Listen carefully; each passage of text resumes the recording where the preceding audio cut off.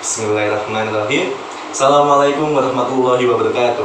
Waalaikumsalam warahmatullahi wabarakatuh. Alhamdulillahirrabbilalamin. Wassalatu wassalamu ala asrofil anbiya'i wal mursalin Sayyidina Muhammadin wa ala alihi wa sahbihi ajma'in, amma ba'du. Pertama-tama marilah kita panjatkan puja dan puji syukur kita kepada Allah SWT yang telah memberikan kesehatan, limpahan taufiknya sehingga kita bisa berkumpul di sini dalam keadaan serba walafiat guna mengikuti majelis pada hari ini. Salawat dan salam tetap kita aturkan kepada junjungan Nabi besar kita Nabi Muhammad SAW yang telah menuntun kita dari zaman yang gelap gulita menuju jalan yang terang benderang, yakni adilul Islam wal iman. Di sini pada kesempatan kali ini Adimas bakal menjelaskan, berbagi ilmu kepada ibu-ibu sekalian mengenai hadis riwayat Muslim nomor 70 tentang berubah perbuatan kemungkaran bisa melalui tangan, lisan, dan juga hati. Nah, mungkin di sini Adimas mungkin ingin tanya dulu kepada ibu-ibu, apa sih maksud dari merubah perbuatan ini bisa melalui dari tangan, lisan, dan juga hati? Ada yang tahu? Insya Allah tahu. Insya Allah tahu. Masya Allah, Ibu mungkin bisa nge-spill dikit nih. Mungkin ibu-ibu yang lain masih butuh penjelasan lebih jelas lagi, tapi mungkin bisa diawali dulu dari penjelasan Ibu. Monggo. Ya, mungkin di situ yang dimaksud merubah kemungkaran melalui tangan itu, tangan dianalogikan sebagai kekuasaan. Sedangkan dari lisan yaitu dengan kita memberitahu seorang itu. Nah, kalau dengan hati yaitu kita hanya mengingkari dengan hati bahwa perbuatan tersebut salah. Jadi mungkin kalau misalnya kita tidak memiliki kekuasaan untuk menjelaskan, untuk mencegah kemungkaran itu, kita bisa menggunakan lisan. Namun saat kita tidak punya keberanian untuk dengan lisan, itu bisa dengan hati, yaitu dengan mengingkarinya. Masya Allah. Bisa dipahami mungkin? Okay. Bisa. Nah, sebelum kita membahas lebih dalam lagi mengenai makna hadis tersebut, di sini saya akan membacakan isi dari hadisnya, yakni hadasana Abu Bakri bin Abi Sya'bah hadasana Waqi'un an Sufyan wa hadasana Muhammadun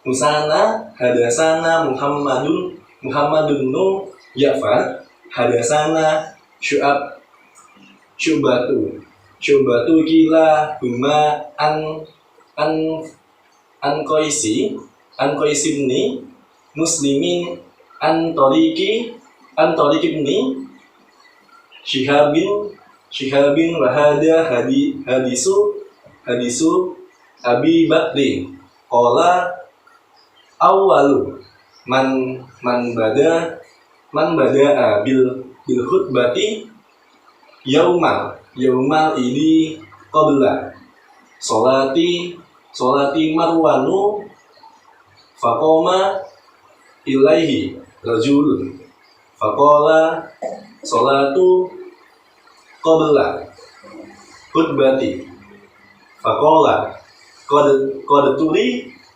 turika ma hunalika faqala Abu Sa'idin amma hada faqad qada ma'alaihi sami'tu Rasulullah sallallahu alaihi wasallam yaqulu man ra'a minkum munkaran falyughayyirhu biyadihi fa illam yastati'u fa bilisanihi fa illam yastati'u fa bilqalbihi wa dzalika ad'aful iman.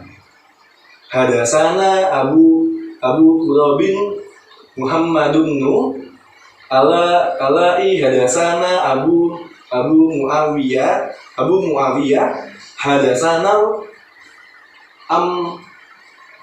A'mashu an Ismaila ni Rojain an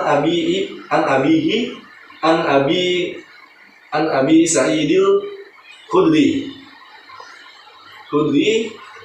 wa an Qaisi ni Muslimin an Tariqi ibni Shihabin an Abi Sa'idil Khudri fi kisoti Marwana wahadisi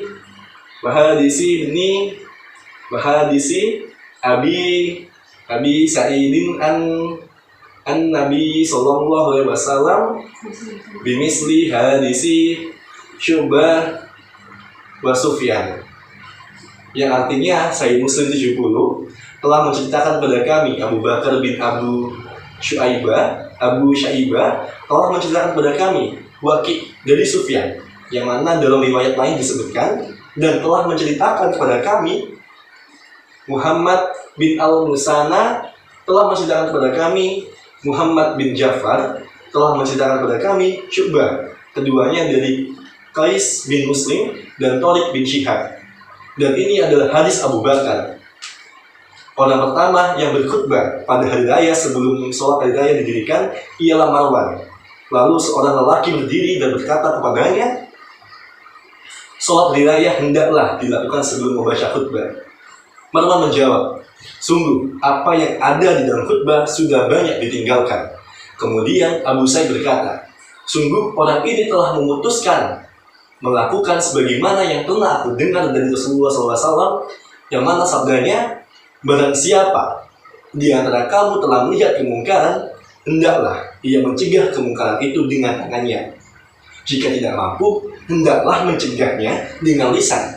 Jika tidak mampu juga, hendaklah ia mencegahnya dengan hatinya. Itulah selemah-lemahnya iman. Telah menceritakan kepada kami Abu Quraib Muhammad bin Al-A'la, telah menceritakan kepada kami Abu Muawiyah, telah menceritakan kepada kami Al-Ammash dari Ismail bin Raja, dari bapaknya, dari Abu Sa'id Al-Khudri, dari Qais bin Muslim, dari Thariq bin Syihab, dari Abu Sa'id Al-Khudri, dalam kisah Marwan dan hadis Abu Sa'id dari Nabi SAW, seperti hadis Syu'ban dan Sufyan. Nah, yang mana hadis ini juga memiliki penjelasan juga, yakni mana sanad dari hadis ini memiliki banyak sekali sanadnya, yakni yang pertama Sa'ad bin Malik bin Sinan bin Ubaid, hidup di Madinah, wafat pada tahun 74 Hijriah, yang mana di Madinah juga, yakni kalangan dari sahabat. Komentar dari saat ini sendiri yakni Ibnu Hajar Al-Asqalani, yakni sahabat. Yang kedua Thariq bin Syihab bin Abdul Syams bin Hilal bin Salamah bin Auf, hidup di Kufah, wafat pada tahun 82 Hijriah, yang mana wafatnya tidak dijelaskan. Dari kalangan sahabat, komentar ulamanya di sini adalah Ibnu Hajar Al-Asqalani, yakni sahabat. Yang ketiga, Qais bin Muslim, yang hidup di kota Kufah, wafat pada tahun 120 Hijriah, yang mana wafatnya juga di Kufah. Kalangan dari tabi'in, tidak jumpa sahabat. Komentar ulamanya di sini Yahya bin Ma'in, Siko Abu Hatim, Siko Abu Daud, Kana Mujian, As-Aji, Siko Ibnu Hibban, disebutkan dalam As-Sikot Al-Ajli Kufi Siko. Yakub bin Sufyan, Siko Yakub bin Sufyan, karena Mujian, Az-Zahabi, sahabat Ibnu Hajar Al-Asqalani, Sikoh tertuduh seorang mulijah. Selanjutnya di sini ada Sufyan bin Sa'id bin Masruq, hidup di kota Kufah dan wafat pada tahun 161 Hijriah di kota Basrah.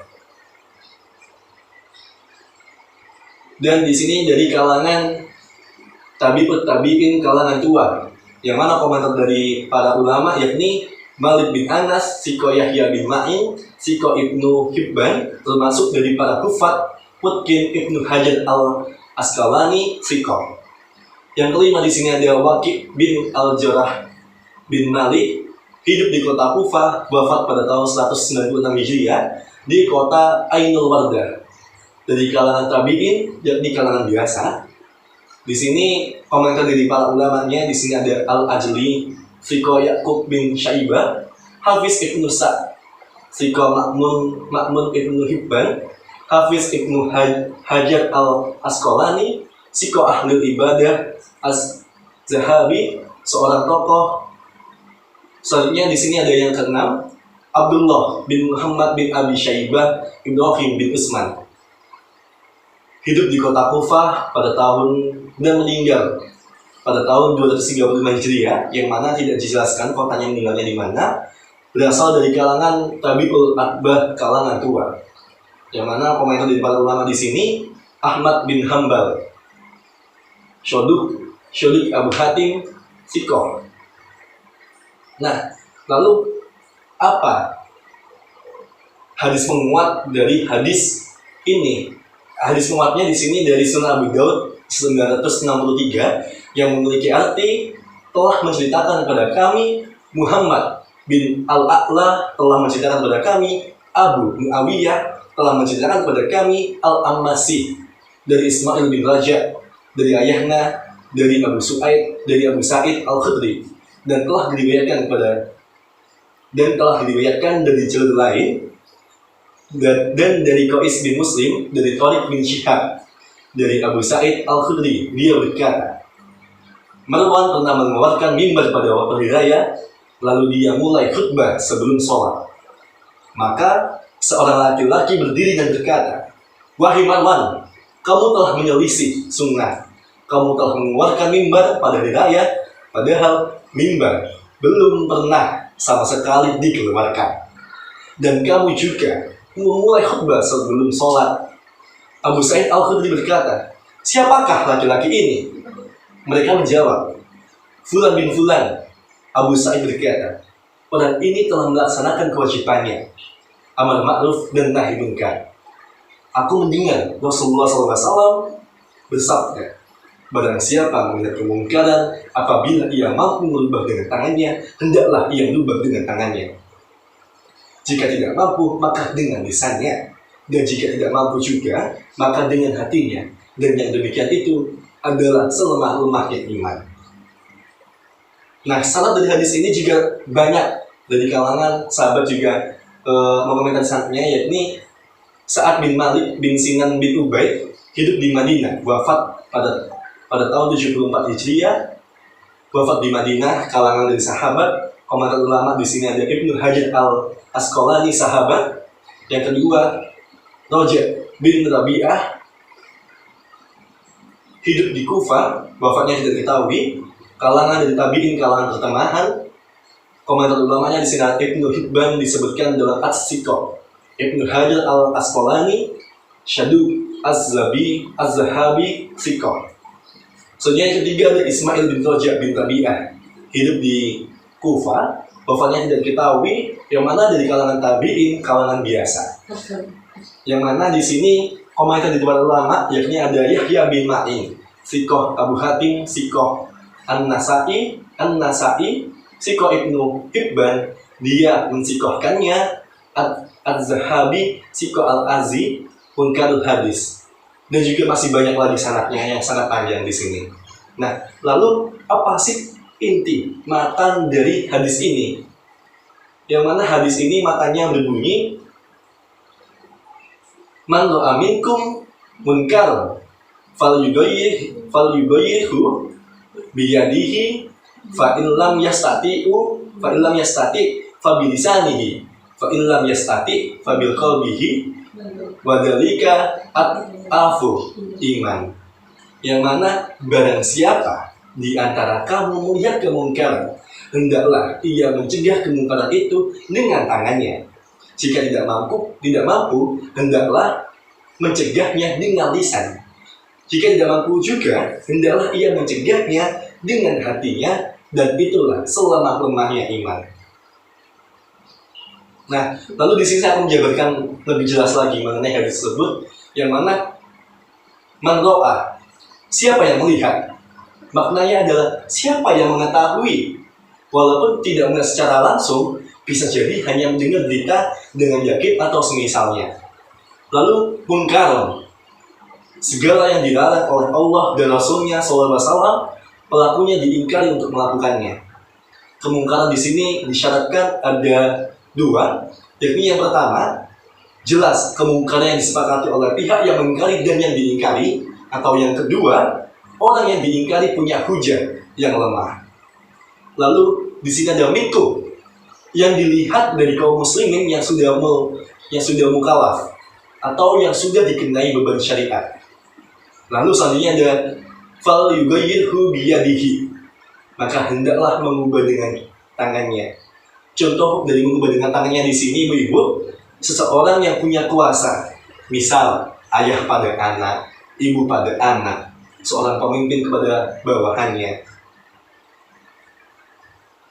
Lalu juga di sini seorang ayah pada anak yang melihat anaknya memiliki alat musik, tentu tidak boleh digunakan, maka ayahnya menghancurkannya. Misal di sini seorang ayah melihat anaknya bermain piano dan ayahnya melarangnya untuk bermain piano, maka ayahnya berhak untuk menghancurkannya karena ia memiliki kuasa dengan tangannya.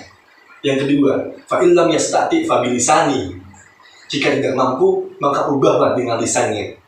Yang mengingkari tetap bersikap hikmah dengan tetap melarang, mengingkari dengan lisan termasuk juga mengingkari dengan tulisan. Selanjutnya di sini Ibu-ibu ada fabiqalbihi, yakni mengingkari dengan hatinya, yaitu menyatakan tidak suka, benci, dan berharap tidak terjadi. Dan yang terakhir di sini adalah ad'aful iman, selemah-lemahnya iman, yaitu menandakan bahwa mengingkari dalam hati itulah selemah-lemahnya iman dalam mengingkari kemungkaran. Nah, lalu apa faedah di hadis tersebut? Pertama, Nabi SAW perintahkan siapa saja yang melihat kemungkaran untuk mengubahnya sesuai dengan kemampuannya. Yang tadi dengan kekuasaan dengan tangan, dengan lisan, dan yang terakhir dengan hati, yaitu selemah-lemahnya Iman. Ibnu Rajab Al-Hambali rahimahullah berkata, pengingkaran dengan lisan dan tangan wajib dilakukan dengan melihat pada kemampuan. Jamil Al-Ulum wal Al-Hikmah 245. Kedua, tidak boleh melarang kemungkaran sampai diyakini hal itu kemungkaran, di mana dilihat dari dua tinjauan. Yang pertama, perbuatan yang dilakukan diyakini mungkar. Yang kedua, perbuatan tersebut dianggap sebagai kemungkaran oleh pelaku, karena ada sesuatu termasuk kemungkaran, namun pelaku tidak memasukkannya sebagai kemungkaran. Nah, contohnya di sini, makan dan minum siang hari di bulan Ramadan adalah kemungkaran. Setuju? Setuju. Namun ada orang yang sakit boleh saja dia makan. Boleh. Atau ia termasuk musafir, boleh saja ia tidak berpuasa. Ya, benar. Nah, yang ketiga di sini adalah kemungkaran harus dinilai sebagai kemungkaran oleh yang mengingkari dan pelaku yang diingkari. Jika perkara yang diingkari adalah perkara khilafiyah atau masih ada beda pendapat, tidak ada pelanggaran, tidak ada pelarangan kemungkaran pada orang yang mengira bahwa hal itu termasuk pada kemungkaran. Contohnya di sini, kita melihat ada seseorang yang memakan daging unta. Setelah itu, ia langsung sholat. Yang ia lakukan tidak perlu diingkari. Masalah ini masuk dalam perkara silang pendapat, yakni perbedaan pendapat, yang mana sebagian ulama menyatakan wajib berwudu ketika memakan daging unta. Sebagian ulama pula mengatakan tidaklah wajib berwudu. Namun, jika membahas hal ini dan ingin menjelaskan kebenaran, tidaklah sebuah masalah atau bermasalah di sini. Selanjutnya yang keempat, faedahnya adalah apakah mengubah dengan tangan dilakukan untuk setiap keadaan, atau semuanya harus kita lakukan jika kita melihat kemungkaran harus dilakukan dengan tangan atau kekuasaan? Jawabannya tidak, ibu-ibu. Jika ada masalah, kita tidak perlu melarang kemungkaran dengan tangan atau kekuasaan. Kerusakan yang besar bisa saja terhindar, caranya dengan menerjang kerusakan yang lebih ringan. Contohnya di sini, ibu-ibu, ada yang melihat kemungkaran pada pemerintah. Kalau ia mengubahnya dengan tangannya, ia sebenarnya mampu. Namun, jika itu ditempuh, kerusakan akan terjadi di mana-mana. Kerusakan tersebut bisa jadi pada orang yang mengingatkan, pada keluarganya, pada orang-orang terdekatnya yang mendukung dakwahnya.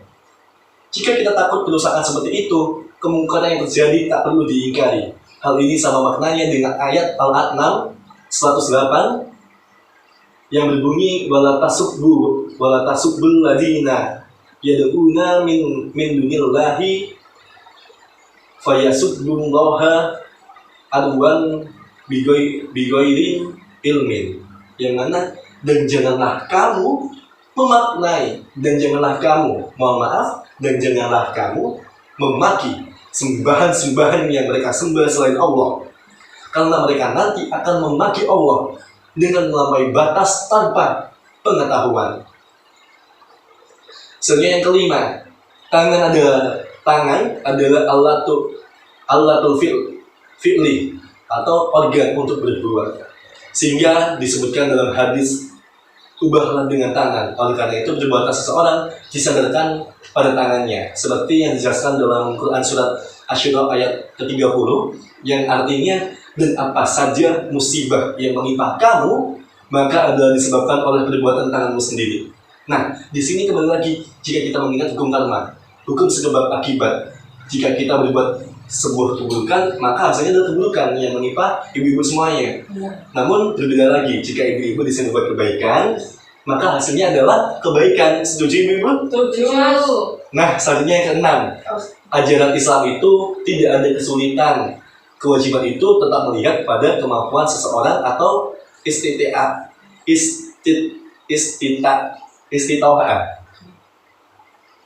Ada yang tahu istita'ah? Tak tahu, Ustaz. Istita'ah yaitu tadi kewajiban itu melihat pada kemampuan seseorang. Nah, yang ketujuh di sini adalah jika seseorang tidak mampu mengubah kemungkaran dengan tangan, ia mengubahnya dengan lisan.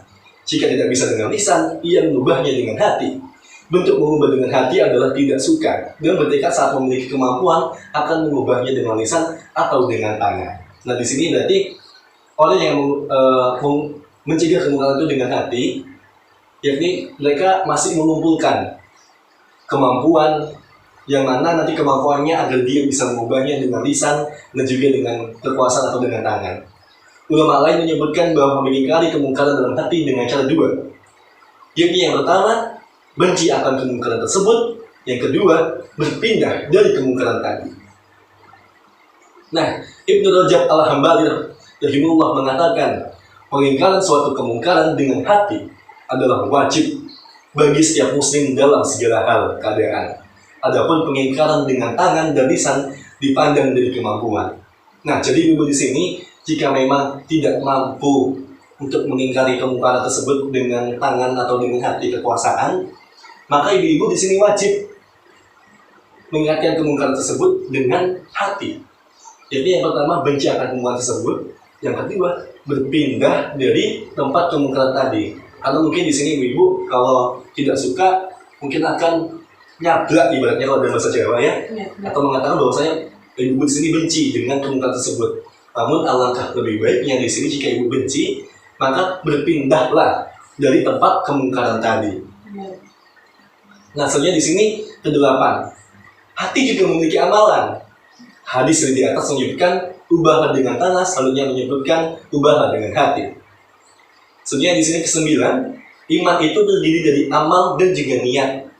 Nabi SAW menjadikan dalam mengubah kemungkaran ada amal dan juga niat. Mengubah kemungkaran dengan tangan termasuk amal, mengubah kemungkaran dengan lisan termasuk amal. Mengubah kemungkaran dengan hati termasuk dalam niat. Dan yang ke-10 yakni yang terakhir di sini, kemungkaran diingatkan dengan cara yang halus dan lemah lembut. Sufyan Ats-Tsauri mengatakan, hendaklah memerintah pada yang ma'ruf dan melarang dari kemungkaran dengan 3 hal. Yang pertama, lemah lembut ketika memerintahkan yang ma'ruf dan melarang yang mungkar. Yang kedua, bersikap adil ketika memerintah dan melarang. Dan yang ketiga, berilmu pada apa yang diperintahkan dan yang akan dilarang. Ibnu Rajab Al-Hambali menyebutkan perkataan Imam Ahmad berikut ini, yakni Imam Ahmad berkata, manusia itu membutuhkan sikap lemah lembut atau mudaarah, dan lemah lembut ketika diingatkan pada kebaikan dan kemungkaran. Hal yang dikecualikan adalah orang yang terang-terangan dalam kefasikan, maka ia tidak dimuliakan. Para murid Ibnu Mas'ud jika melewati sekelompok orang yang mereka pandang sedang berbuat jelek, mereka mengatakan, tak perlu gesa-gesa, tak perlu tergesa-gesa, semoga Allah merahmati kalian. Dilanjutkan oleh Ibnu Rajab.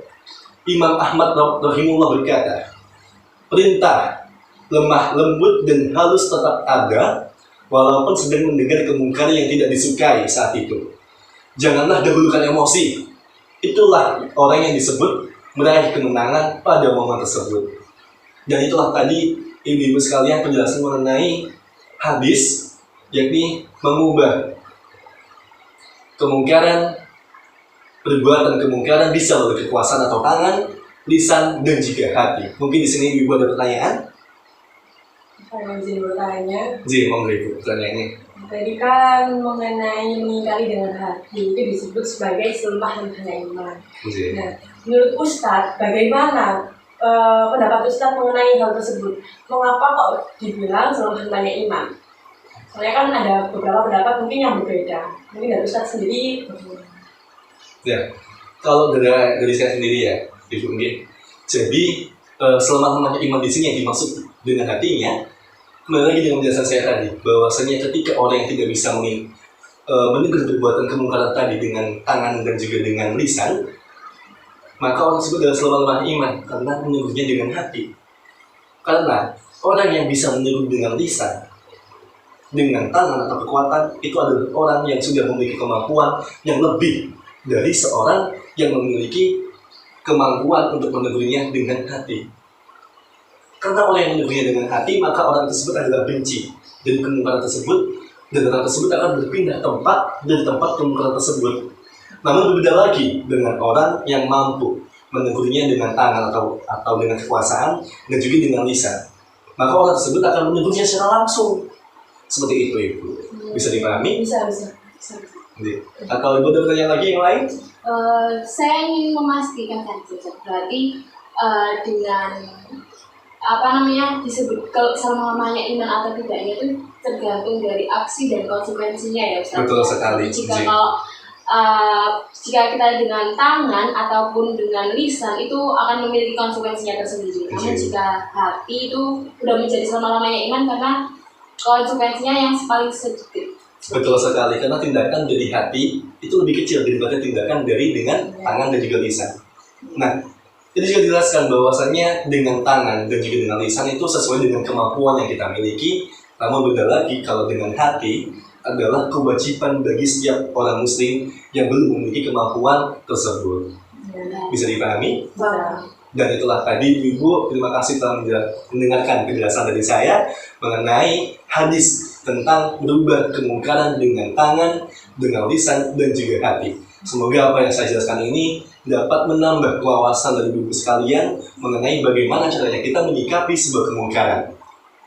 Saya mohon maaf apabila ada salah kata. Saya akhiri, wabillahi taufiq wal hidayah. Wassalamualaikum warahmatullahi wabarakatuh. Waalaikumsalam warahmatullahi wabarakatuh.